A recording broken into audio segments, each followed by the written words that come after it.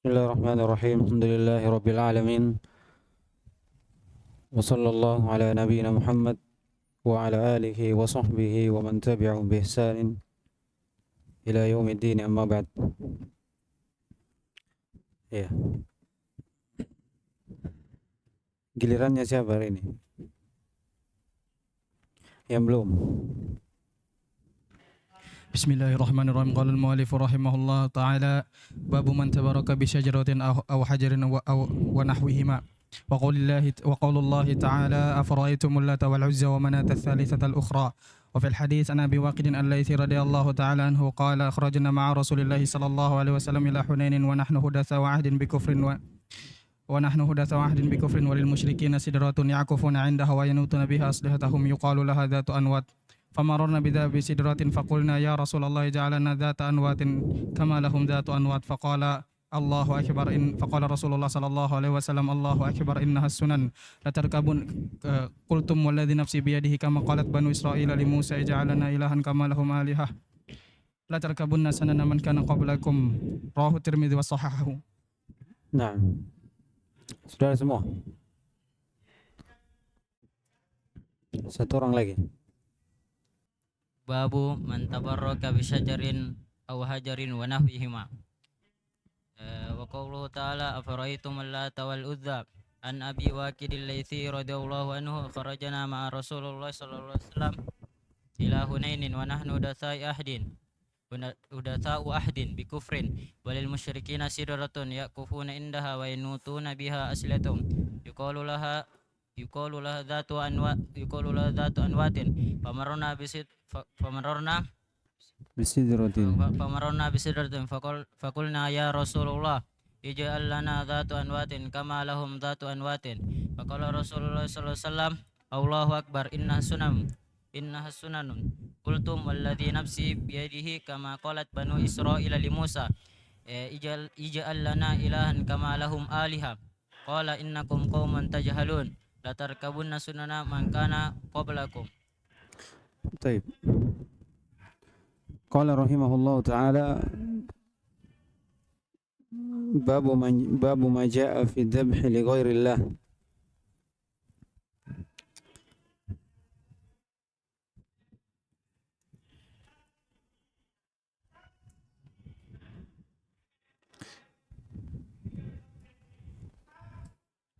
Kata beliau, bab apa yang datang pada masalah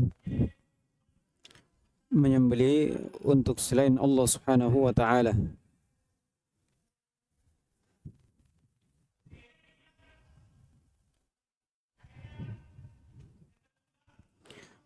Maksud dari musannif rahimahullah yaitu menjelaskan tentang ancaman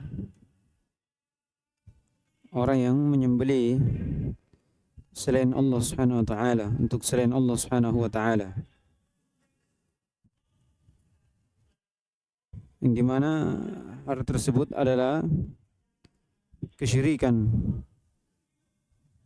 masuk dalam syirik akbar,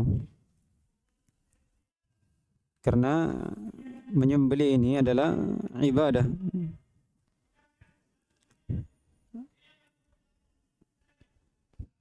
yang diperintahkan oleh Allah Subhanahu wa ta'ala untuk diserahkan hanya kepadanya.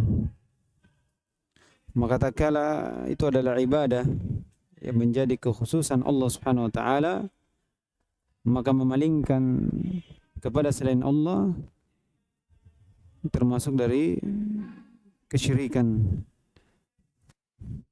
syirik akbar.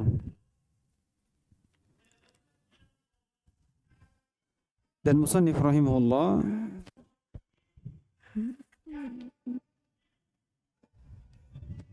menjelaskan hal tersebut dalam bab ini dalam kitabnya Kitab Tauhid, karena tersebarnya di zaman beliau orang-orang yang menisbahkan diri kepada Islam namun melakukan sembelihan kepada selain Allah Subhanahu wa ta'ala.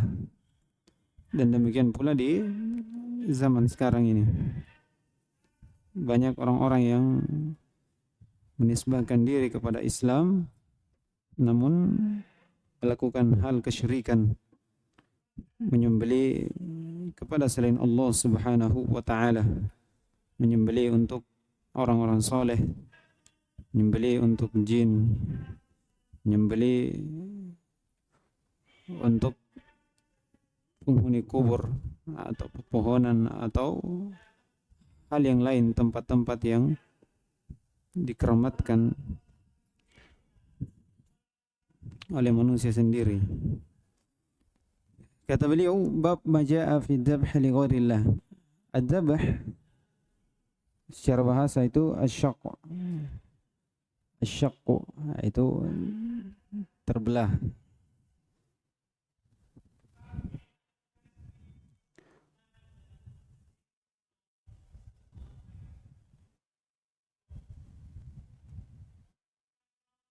Secara syariat adzabh itu adalah izhaqu ar-ruh bi iraqati ad-dam ala wajhin makhsusin. Jadi dia izhaqu ar-ruh, menghilangkan atau melenyapkan ruh, bi iraqati ad-dam, dengan mengalirkan darah, ala wajhin makhsus, di atas sisi yang khusus. Itu sembelihan secara syariat. Kenapa dikatakan syariat? Karena ada di syariat kita. Ya, Allah Subhanahu wa taala mensyariatkan menyembelih. Makanya ditakrif dengan secara syariat, bukan secara istilah.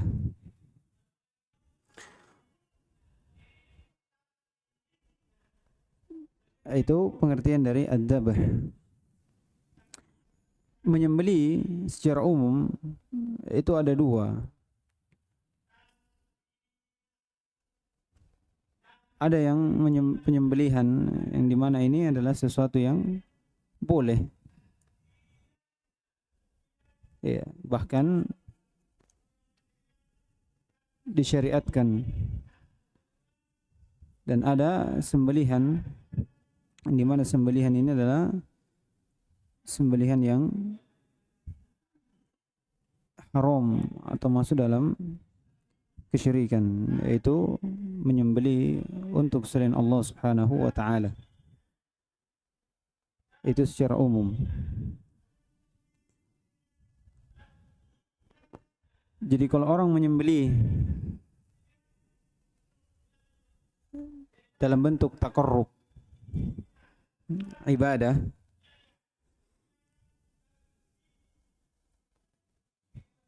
ini untuk keadaan dalam bentuk taqarrub dan ibadah.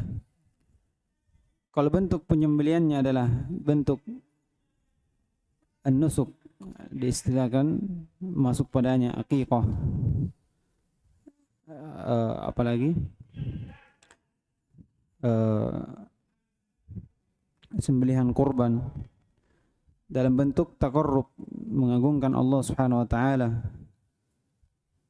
dengan syariat yang disyariatkan oleh Allah Subhanahu wa taala. Begitu pula sembelihan nadar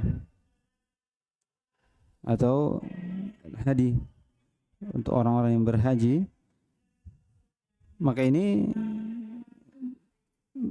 sesuatu yang disyariatkan dan mendapat balasan di sisi Allah Subhanahu wa taala.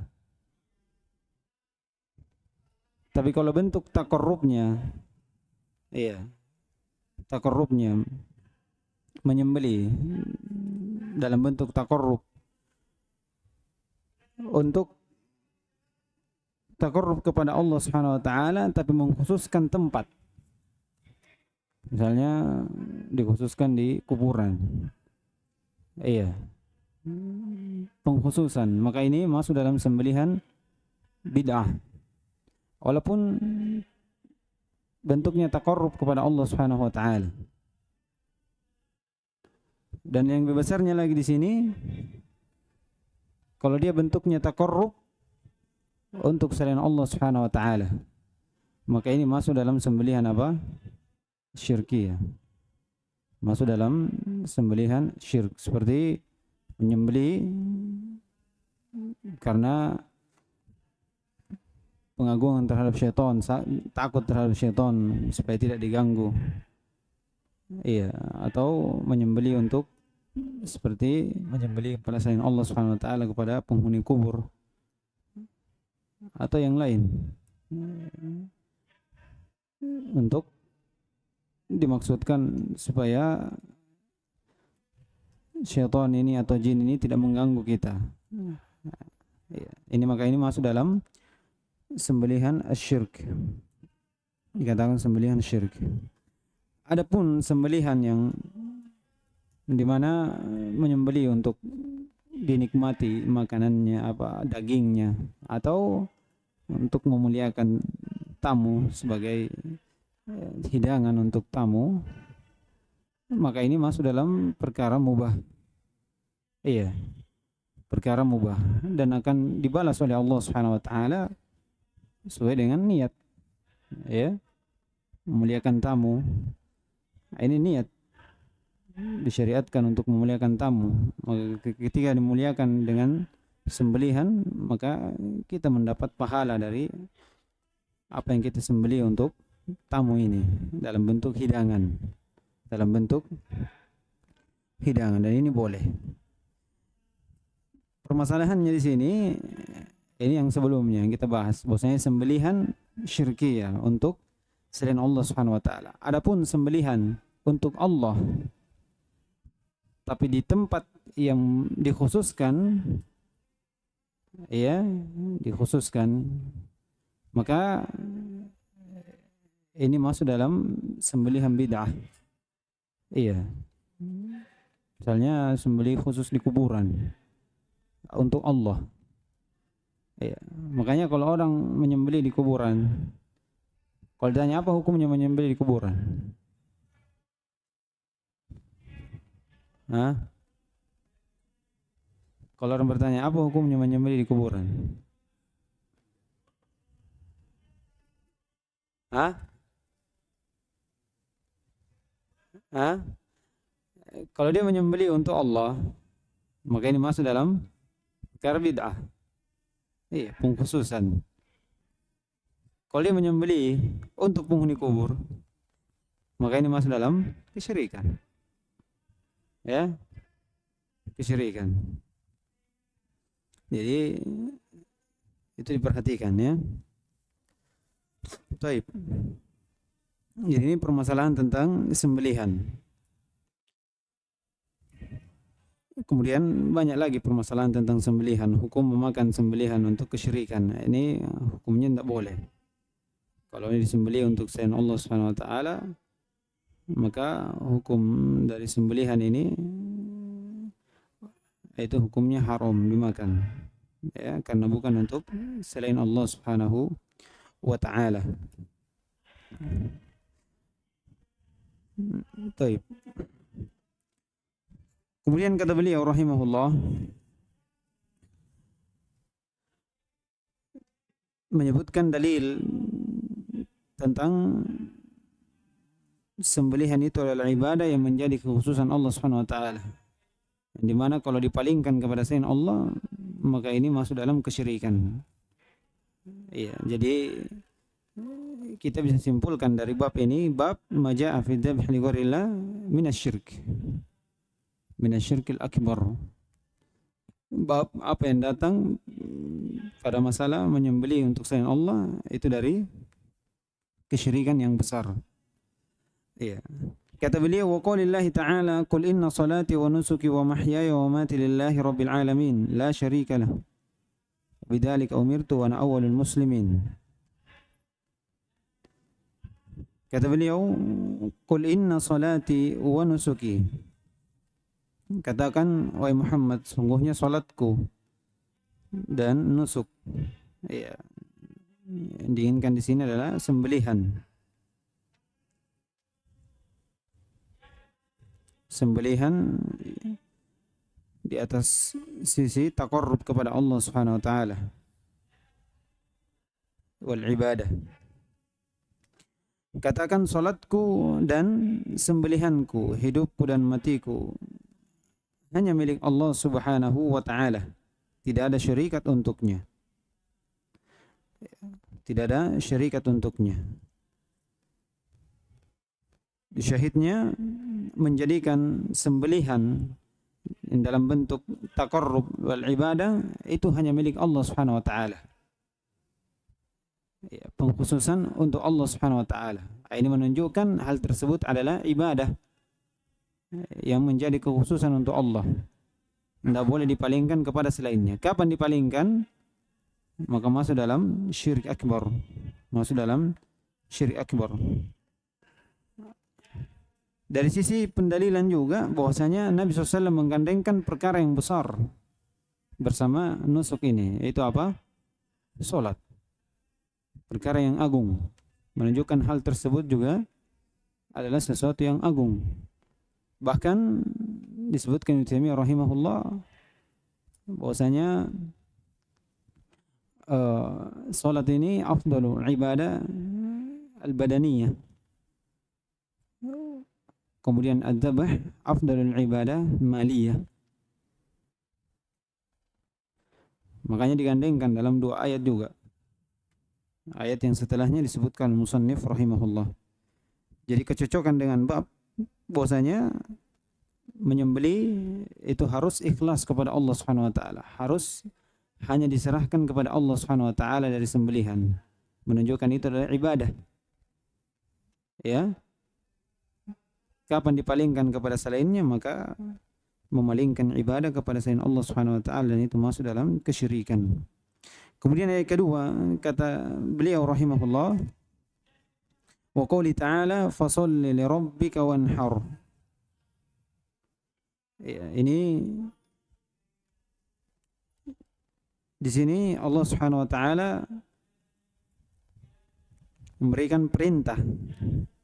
Maka salatlah untuk Rabbmu dan wanhar.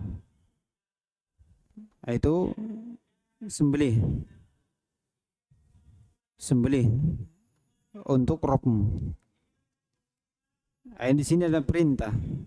Berarti perintah menunjukkan hal itu adalah ibadah. Ini sudah berlalu ya. Bagaimana sesuatu itu ditahu bahwasanya ini adalah ibadah dengan beberapa hal. Ya, orang yang melakukannya dipuji, Allah Subhanahu wa taala merintahkan menjadi kekhususan untuk Allah. Orang yang meninggalkan akan diiqab. Ya. Digandengkan dengan dikaitkan dengan keimanan.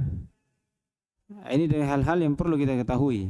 Bagaimana dikatakan sesuatu itu ibadah. Di sini kita ketahui sembelihan adalah ibadah karena Allah Subhanahu wa taala merintahkan. Yang kedua, penggandengan dengan sesuatu yang agung. Iya, menunjukkan hal tersebut juga adalah ibadah yang besar. Ya, digandengkan dengan salat, Yang kedua pendalilan bahwasanya perintah hanya untuk Allah. Fasholli li rabbika wanhar. Li rabbik. Iya, sudah diperintah kemudian menjadi pengkhususan lagi untuk Allah. Menunjukkan hal tersebut adalah ibadah. Yang dimana kalau dipalingkan maka itu masuk dalam kesyirikan. Jadi paham di sini. Itu dia. Makanya di bab ini bisa kita simpulkan dari ayat yang disampaikan oleh musannif rahimahullah. Jadi bab maja'a fi dzabhi ghairillah itu minasyirk. Ini sama dengan sebelumnya, ya. Beliau rahimahullah memberikan imtihan kepada kita. Bagaimana kita mengambil hukum tentang menyembelih selain Allah dengan dalil-dalil. Jadi kalau kita ditanya apa hukum menyembelih untuk selain Allah, apa kita katakan? Kesyirikan, syirik akbar. Mana dalilnya? Ini dalilnya. Kalau kita bagaimana sisi pendalilannya? Ya. Dalam ayat ini Allah merintahkan sembelihan hanya untuknya. Berarti ini adalah ibadah.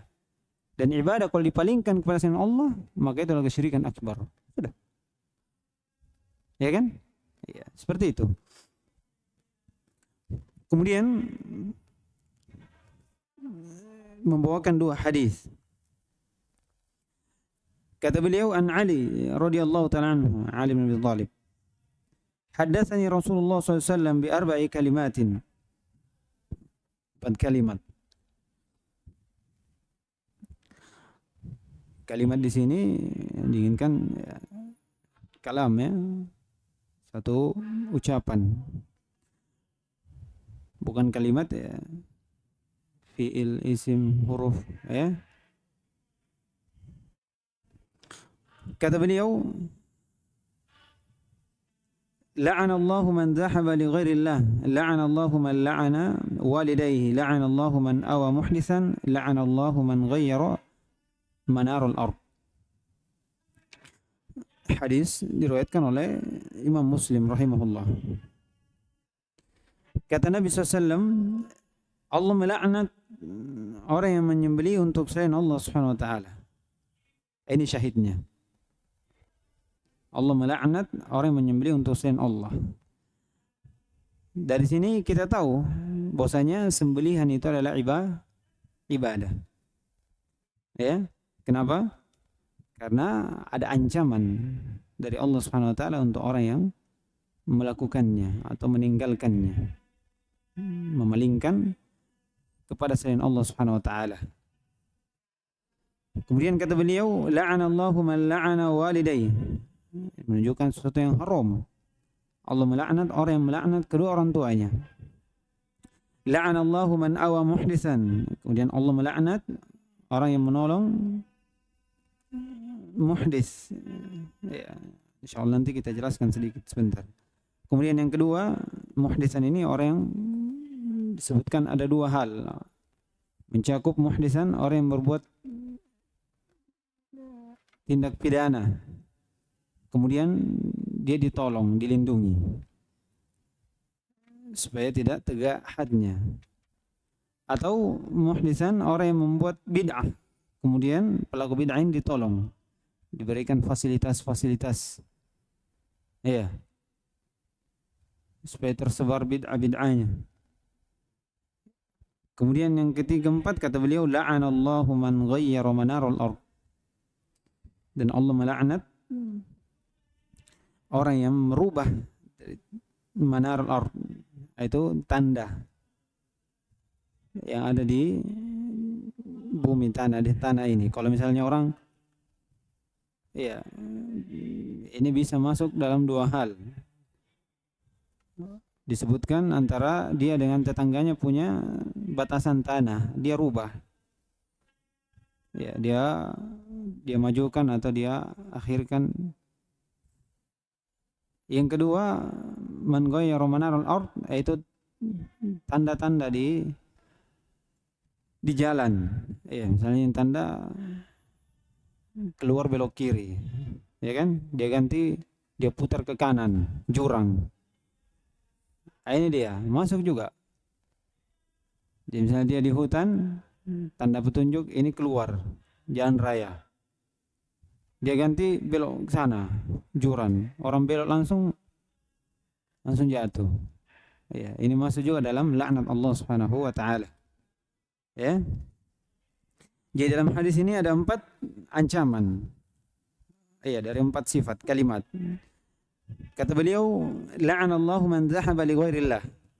Jadi la'an itu bermakna at-tard wal ib'ad, itu menjauhkan min rahmatillah. Min rahmatillah.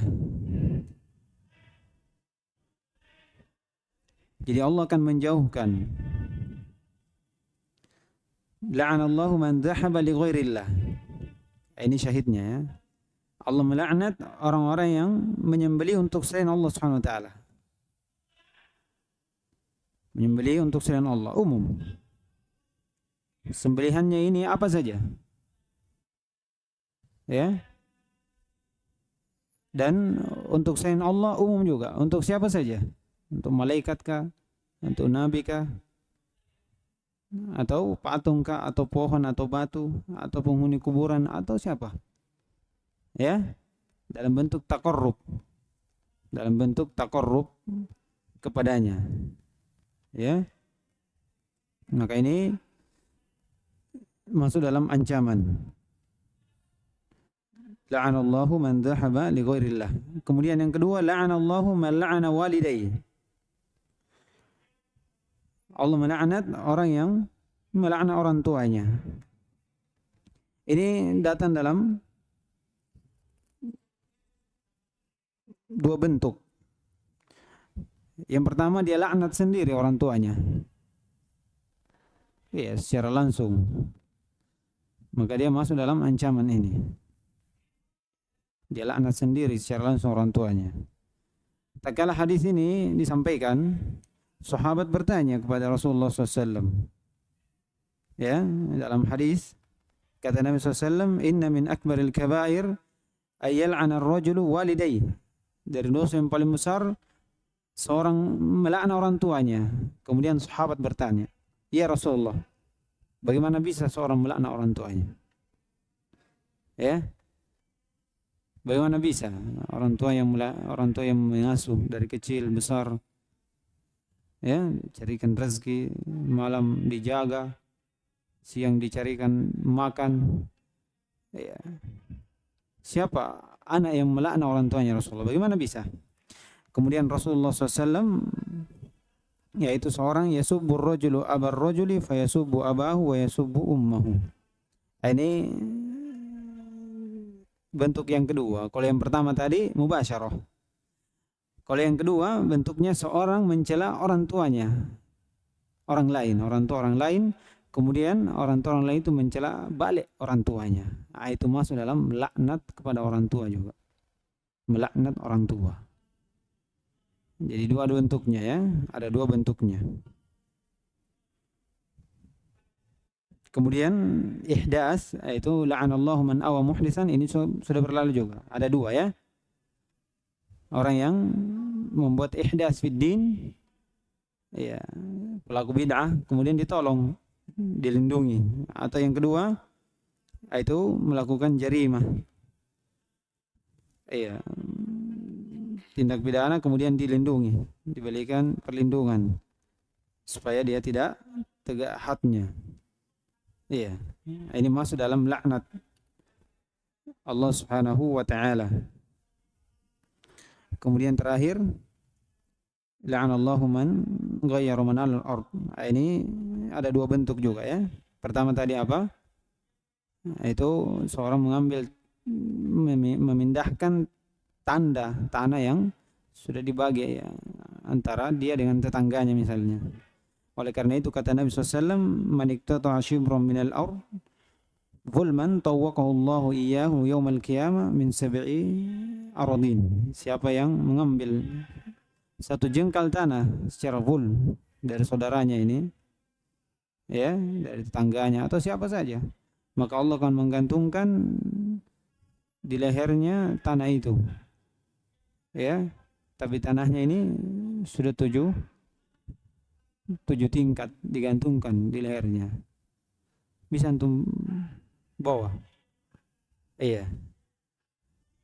Ini dari kerasnya, ya. Kerasnya di sini Allah melaknat. Di hadis lain diberikan lagi apa? Ganjaran yang lain. Ya. Yaitu Allah akan menggantungkan 7 tingkat bumi tanah di lehernya. Baik. Kemudian jadi kecocokan ayat jelas ya. Iya, dikatakan dzabh itu ibadah karena ada ancaman dari Allah Subhanahu wa taala. Maka kalau dipalingkan itu akan masuk dalam ancaman tersebut. Kemudian hadis yang panjang sedikit ya. Kita selesaikan insyaallah. Ya. Habis itu lanjut lagi ya. Bisa. Qala rahimahullah ta'ala an Tariq ibn Shihab.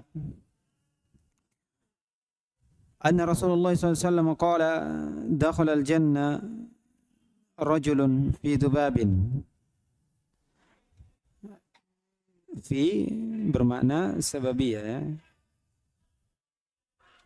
Sudah lewat ya kemarin apa?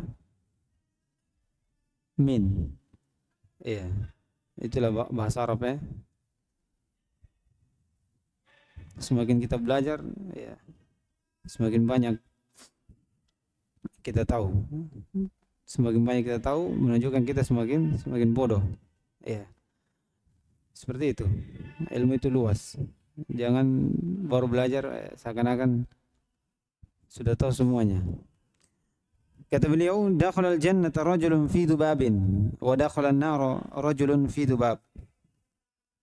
Qalu kaifa dzalika ya Rasulullah?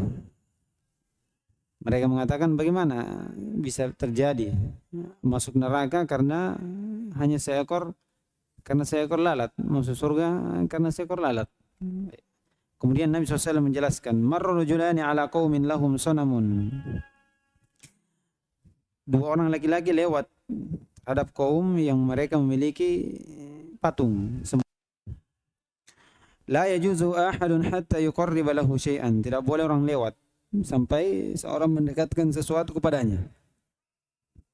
Faqalu li ahadihima, maka pemilik kaum ini berkata kepada salah satu di antara dua orang ini, qarrib. Iya, maksudnya jadi buat sesuatu yang mendekatkan kamu kepada dia sebagai bentuk ibadah. Qala laisa indi syai'un uqarribuhu. Saya tidak punya apa-apa untuk saya jadikan sebagai sesuatu yang mendekatkan diri kepada apa patungmu itu. Qalu lahu qarrib walau dzubaban. Dekatkan walau dzubaban. Ini takdirnya walau kana dzubaban. Ya. Dzubaban itu khabar kana mahdhuf bersama isimnya. Didahului oleh lau. Ya, itu. Kana walau dzubaban.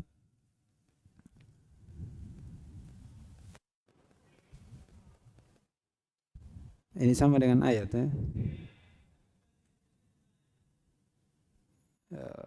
Di surah apa?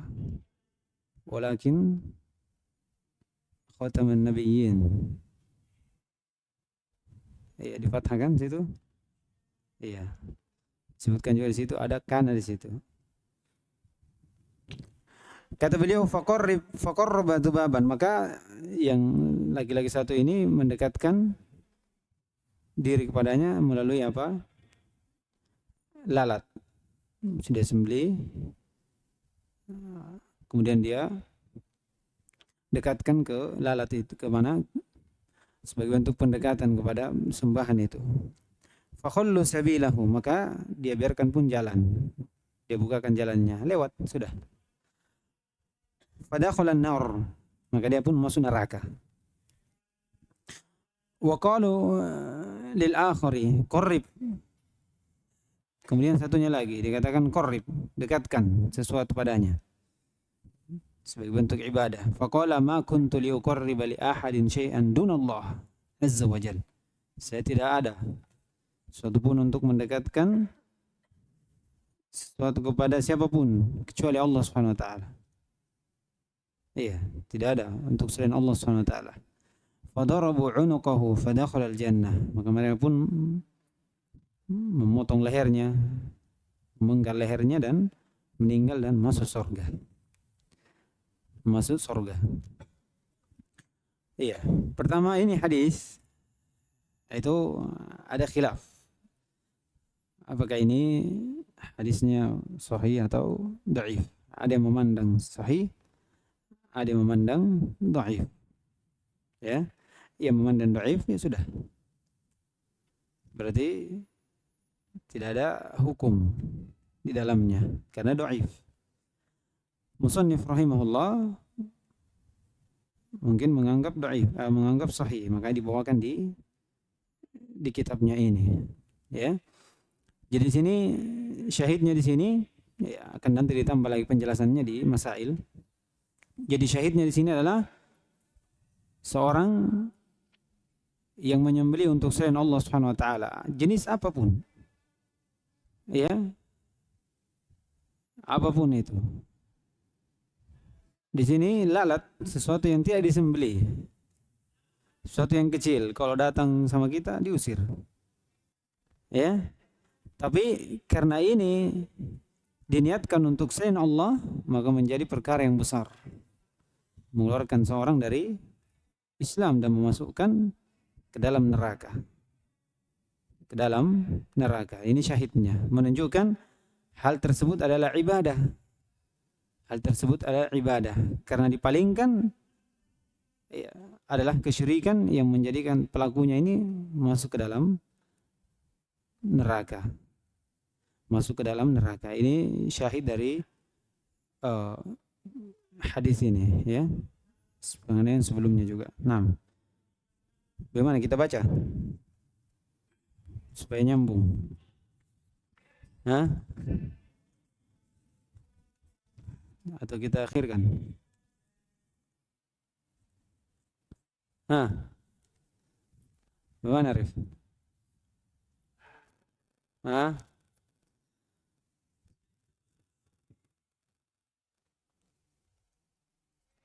Lewat apa itu? Lewat 42. Ini agak panjang ini sedikit ya.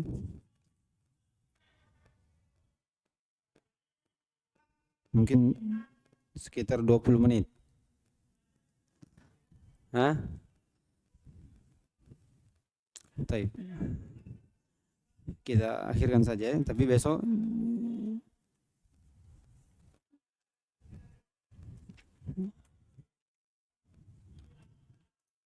ya insyaallah besok mungkin bisa kita lanjutkan di bab setelahnya karena berkaitan.